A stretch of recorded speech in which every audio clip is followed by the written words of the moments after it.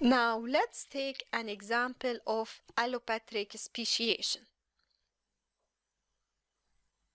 We have learned that allopatric speciation occurs as a result of geographical isolation. Imagine there is a population of trees that are all of one species.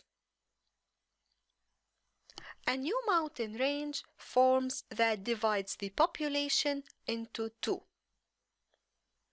The natural barrier, which is the mountain, prevents the two groups from interbreeding.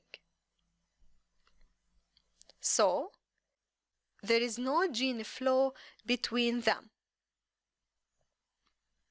Now, the two populations may experience different selection pressures and genetic drift, such as the climate change, the introduction of new predators, or other pressures, and over thousands of years, the two populations will be adapted to their environment.